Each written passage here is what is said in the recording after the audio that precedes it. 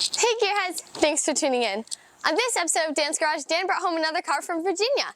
Although I can't exactly tell what it is, it looks like it's missing something. And there's a tarp covering the engine, I guess? So let's just get right into figuring out what this is. Hey Dan, run that intro.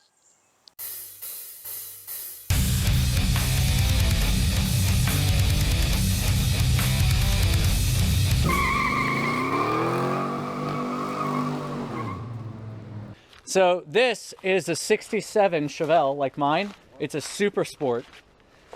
And he's got all the stuff for it. What do you mean, stuff for it? He's got all the body parts off of it, the engine, the transmission, everything to put this car together. Wow. I mean, obviously you can see it needs a lot. Yeah.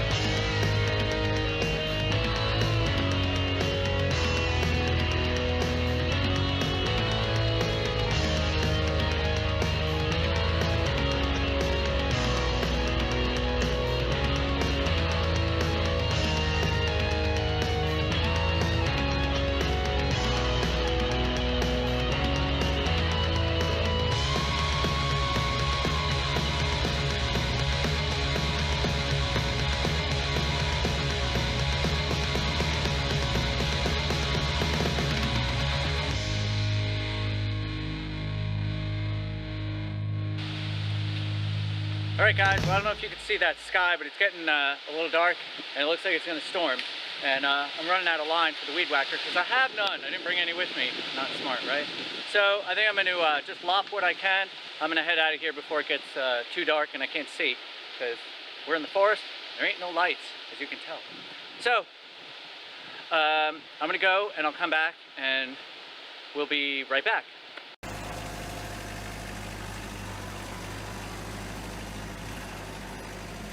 And here's the 67 Chevelle. A lot of people have been asking about this. This is a 138 Super Sport car.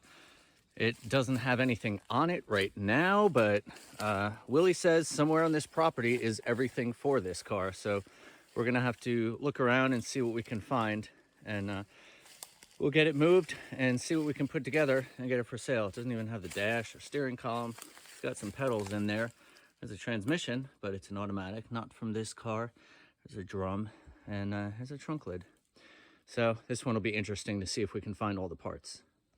All right, I got the 67 Super Sport up on the trailer. It was a lot easier, so I didn't film it, but here it is. It's a shell, but all the parts are somewhere on this property.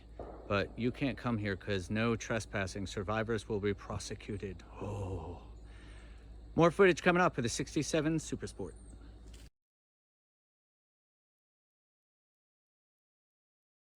The 67 the 67 Chevelle, it is a 138 car. He has the 396 engine and the 4-speed transmission, and I think most of the parts for it, and a title. And here is the 1967 Super Sport car. This one, it's got some quarter damage. It's got some roof damage. The interior is gutted. I do have doors for it. I do have fenders for it. I do have a hood for it. I do have parts of a grill, bumpers, and, oh yeah, the original 396 engine. So this is going to be a good car to build. All right, guys, so Willie found what he said is the original 396 big block Chevy engine with a 4-speed bell housing that belongs to the 67 Super Sport. So our goal is to get it up in the air and get it on that little trailer. on a gravel road on a hood with an engine crane and a chain and a lot of sweat. So here's a lesson in ingenuity. How do you get a engine on a trailer that's on a hood with a trailer with a lift gate that you don't have help? You just put a block of wood under it and you do it.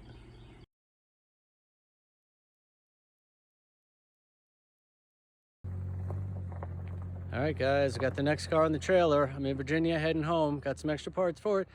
Got some taillights for it. We got some doors for it. We're gonna put a front end on it. We're gonna seat that engine down the way it needs to be, and it will be for sale. All right, guys, I got to shoot on the iPhone because my real camera decided to die on me this morning, so we're gonna try and figure that out. Today's the day we're gonna be moving it into the garage. So moved all the other vehicles, got the truck ready to be backed up. I do have the bumper up there, so I may move that, but it may survive the trip over to the garage. I am gonna remove the back glass that I have precariously placed in here so it does not break as things shift around. I could empty this all out and bring the car into the garage, but that's just gonna kind of probably be a waste of time. I am gonna bring it over there and see if we can air up these tires and see what'll happen. And then we're gonna unstrap it and we're gonna get it into the garage. So let's get it moved over there. Look at how perfectly I backed that up. Okay, it wasn't all me. I do have to give a little plug, and I'll throw a link to the video in for this Rohent backup camera. So I put it down when I'm backing up the trailer, and then if I'm not using the trailer hitch and I don't need that, I can just take it and I can slide it up, and now it's like a regular backup camera for backing into parking spaces and stuff. So it's really handy like that. Let me show you what it looks like when it's on.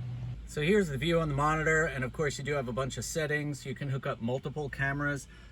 This is actually a monitor that's attached to my dashboard, and it just goes on and off with this switch right here that you can plug into your cigarette lighter if you have a stock radio and you don't want to use that. Of course, I tried to get a stock backup camera system. That didn't work. So if you don't want to mess up your system, this is a great option to use, and I'll post the video link up there. But this is not about that. This is about moving a car. So let me get to it, and I'll catch you up in a minute. So I got the car pretty much lined up, I think, of where it needs to be so it can come straight back. But before I can move it, step 2 is going to be to air up these tires, and for that I'm using my Ettenwolf air pump. This thing is great because you could set it at the air pressure you want. You just hit start and it goes, and it'll stop when it's done. See? There you go. It stops right where you need to be. Now I do have to change out the passenger front wheel and tire because there's no way this thing's holding air. So let's go ahead and change that to this. Now it's a 14, but as you can see, it's holding air. And before that rear lets go of all the air in it, we're gonna get this thing off the trailer. So I have the front winch still on here, and I got my little ATV winch here at the toolbox with the line going all the way out. So that way I don't have to hurt myself. All I have to do is push buttons. All right, so here's a little halftime show. It's working pretty good. This inside winch, so maybe somebody can help me with this. The only way I'm able to get this thing, obviously it's 12 volt, is to work, is to use my battery charger. And I've tried using like power supplies and stuff, and even with this huge thing that says it can handle the amperage, it doesn't work. I need a way that I can plug this into a DC to AC converter and plug it into AC and have it work really well. With the battery charger here, it'll kind of work for a little bit, and then it kind of, I don't know if it overheats and trips a breaker. I just got to wait for it to reset. But I know there's a better way to do this, so please let me know. As you can see, this is a 14 amp, which this thing doesn't put out anywhere near that, but this is a 10 amp. So this is even smaller than that, and this works, and that doesn't. So if anybody knows about this stuff, please send me a message, email, or just put a comment in here on how I can make this work on DC in the house. And on the outside, we are looking just as good. She's tracking nicely, which is good because this does not have a steering column. It does have a box and linkage and everything, so that makes it a little bit easier, but I basically have to manhandle these tires to move it where I want to. because we don't have a dashboard or steering column or steering wheel or anything. So yeah, as long as she tracks fairly straight, we should be good to go. All right, she's in. So we're gonna go ahead and we'll put the wheel dollies underneath so I can move her around. We'll get some wheels and tires on her. We'll uncover the engine, let you see what's going on there, and also get all this stuff out of here, get some doors on it, fender, cowl panel, see if I can scratch up some nuts and bolts to put all this stuff on, and we'll make her look more like a beauty. On to the next one. Hey guys, I'm gonna end the video there because I still have a lot of clean out to do. I gotta hang the doors, the fenders. As you can see, I've already uncovered the engine, but that is gonna be on the next video because I don't like these to go too long, give you guys time to go support some other channels. So until next time, stay positive and keep on wrenching.